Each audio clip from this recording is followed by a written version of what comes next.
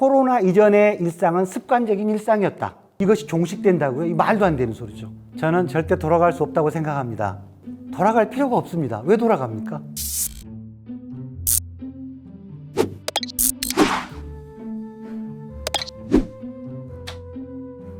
여러분 반갑습니다. 저는 현재 경인교육대학교에서 근무하고 있는 미래학자 류청산 교수입니다. 지금 발병한 지 6개월 정도밖에 안 되는 이것이 종식된다고요? 이 말도 안 되는 소리죠. 그 희망사항이죠. 그런 마인드를 가지고 전략을 짜고 준비하면요, 다 망가집니다. 이걸 극복해야지 끝날 때까지 아무것도 안 하고 기다렸다가 끝나면 시작하자 멸망이죠, 지금 인류에. 무슨 말이냐면은, 자, 20년이 지났는데도 불구하고 아직까지 사스 코로나 바이러스에 대한 백신을, 안정적인 백신을 개발 못하고 있습니다. 바이러스는 실체가 안 보이니까 우리 바퀴벌레 박멸됐습니까? 못했잖아요. 쥐나 바퀴벌레도 박멸이 안 되는데, 심지어 우리 눈에 보이지도 않는 바이러스를 우리가 박멸하고 종식하고 포스트 코로나로 간다?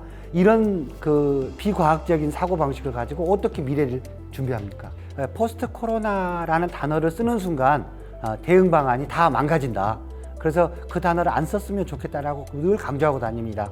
어쩌면 북유럽식의 어떤 장기적인 대응 방법이 훨씬 현명할 수도 있다, 이렇게 보는 거죠. 2월 달부터 우리나라에서 발병하기 시작한 이러한 코비드 19에 대한 대응은 누가 뭐라 해도 대한민국이 최고의 손꼽히는 전략 중에 신의 한 수였습니다. 하지만은 장기화되고 이런 어떤 진단 응급 처방도 중요하지만은 이제는 북유럽 모델도 동시에 함께 병행해서 연구하면서 그것을 우리 사회에 연결시키는 그런 노력도 함께 병행할 필요가 있다, 이렇게 정리를 해볼 수가 있겠습니다. 저는 절대 돌아갈 수 없다고 생각합니다. 아니, 돌아갈 필요가 없습니다. 왜 돌아갑니까? 왜냐하면 사회는 끊임없이 진보합니다. 진화합니다. 비록 지금은 우리가 힘들지만 과거의 일상보다 미래 일상은 더 좋아질 겁니다. 그런데 왜 과거에 집착합니까? 코로나 이전의 일상은 습관적인 일상이었다. 정신없이 주말이면 결혼식장이나 장례식장 다니고 이런 것들이 뭐가 좋았습니까? 그렇잖아요. 근데 코비드 19 팬데믹 때문에 그런 거 안 해도 되게 됐잖아요. 미국의 벤처라든가 유명한 글로벌 기업들의 임원들은요, 점심시간만큼은 혼자 밥 먹고 싶어 해요. 왜? 내 의지하고 관계없이 하루 종일 내 의지하고 관계없이 비즈니스 때문에 사람 만나서 얘기하고 부딪혔는데 점심까지 같이 그래야 되느냐? 우리도 그런 일상을 만들어 버리자고요. 그렇잖아요. 나주도적인 새로운 일상을 만드는 계기를 이번에 만들어 보자. 안정적으로 보수를 받는 사람들과 하루하루 벌어서 살아가는 사람들로 비교하면 극명하게 그 차이를 구분할 수 있을 것 같아요. 안정적인 소득을 가진 사람들에게 있어서는 어쩌면 이 기간이 아주 행복한 기간이 될 수도 있겠지만, 그러지 않은 부분에 있어서는 상당하게 간절하고 절박한 그런 시간을 보내고 있지는 않을까, 그런 생각을 한번 해보고요. 하루 벌어서 하루를 살아가는 그런 어떤 소상공인들 같은 경우, 이런 경우는 날이 갈수록 심각해지는 거죠. 또 관점을 바꿔서 교육으로 돌아오면은 학교에 학생들을 보내고 자녀를 보내고 있는 맞벌이 부부들 같은 경우는 끔찍할 겁니다. 안정적인 보수를 받는 사람과 그렇지 않은 사람, 이미 학교에 아이들을 보내고 있는 사람들과 그러지 않은 사람들 사이에 극명하게 희비는 엇갈리는 상황인 것만 틀림없다. 이제 이것을 잘만 극복한다면 제가 볼 때 아주 긍정적인 사회로 갈 수가 있다. 이것은 학교 교육의 위기다. 시장 경제에 던져주면은 이미 오래전에 사라져 버렸을지도 모르는 조직이 학교 교육이었다. 이 코비드 19의 팬데믹의 시점을 잘만 활용한다면 자연스럽게 공급자 중심에서 수요자 중심으로 전환시키는 좋은 계기가 될 수도 있지 않겠는가, 저는 그렇게 생각을 해요. 비대면의 경우는 학생들에게는 훨씬 더 좋은 방식이에요. 어떤 학생은 아주 인지 능력이 뛰어나기 때문에 빠른 속도로 볼 수도 있고 스킵할 수도 있어요. 또 어떤 학생은 어렵다고 생각을 해요. 그 학생은 이해가 안 되는 부분에 대한 반복 학습을 할 수가 있는 거죠. 근데 선생님이나 교수들에게는 너무나도 고통스러운 방식입니다. 계속적으로 종오답을 판별하는 그런 어떤 교육과 시험을 계속했잖아요. 그런데 이제는 그런 것들이 발붙이기 어려워진다는 거죠. 왜냐하면 비대면 수업이 이루어지면 정오답식의 시험 보면 다 컨닝하겠죠. 부정행위하겠죠. 그러니까 평가 방법이 당연히 바뀔 수밖에 없는 거예요.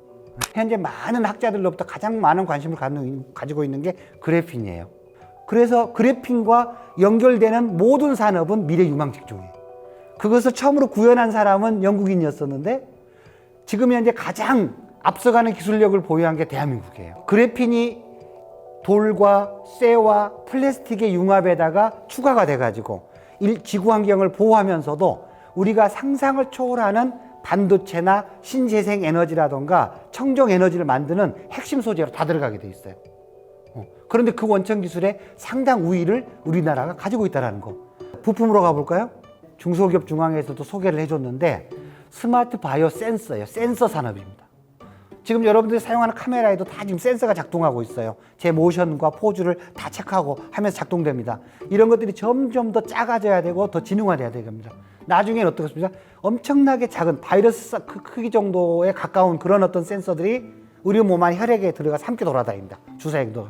그러면서 우리 몸을 최적으로 만들어주죠. 그런데 우리나라 이번에 진단키트에서도 보여줬듯이 그래핀 못지않게 바이오하고 반도체는 또 센서하고 연결됩니다. 그러니까 바이오, 반도체, 센서 이게 대한민국이 아주 압도적인 우위를 가지고 있는 것들이에요. 다 연결은 되어 있는데 문화나 이런 콘텐츠 쪽도 시장이 무궁무진해요. 뭐 카카오톡이라든가 NC소프트 이런 것들은 좀 SNS 개념이죠. 비대면이 활성화가 되다 보니까 사람들이 근질근질하고 심심하니까 할 일 없어도 계속 접속해서 호기심을 갖게 되고 그렇게 되다 보니까 유튜브 콘텐츠 시장도 엄청나게 활성화가 됩니다. 그래서 저는 이제 그런 얘기도 했죠. 랜선 투어도 활성화가 될 것이다.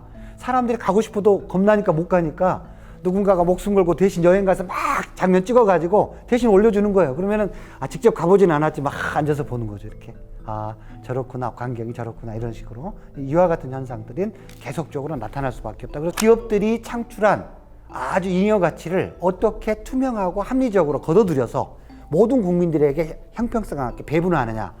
자기가 하기 싫은 일을 하는데 투자하는 시간을 최소화하면서 적어도 자기가 하고 싶은 일을 최대한 많이 할 수 있도록 하는 사회를 만들어주는 방향으로 부를 분배해 주면 돼요. 정부가 이런 어떤 그 미래적인 안목을 가지고 탕평적인 인사정책만 잘 해준다면은 각 분야별로 전문가들을 좀 갖다 놓으란 말이죠. 엉뚱한 사람 좀 갖다 놓지 말고 그렇게만 해준다면은 정말 대한민국은 엄청나게 많은 어떤 국익을 획득하게 되고 저는 그래서 디지털 그린 뉴딜 정책도 아주 저는 부정적으로 봅니다. 왜냐면은 이상하게 서로 맞지 않는 단어들을 조합해 가지고 무슨 나중에 정책의 완성도가 있겠냐라는 거죠. 디지털이 들어온다라는 것은 로봇이 함께 들어온다라는 건데 로봇이 들어오는데 어떻게 일자리가 늘어나요? 뉴딜은 일자리에 포인트를 맞추는 건데 엇박자 난다라는 거죠. 그러니까 뉴딜은 뉴딜대로 가고 그 다음에 디지털 그린은 디지털 그린대로 가져야지 따로 가져야지 이걸 합쳐가지고는 죽도 밥도 안 된다. 이런 것들이 보통 미래학자들의 견해예요.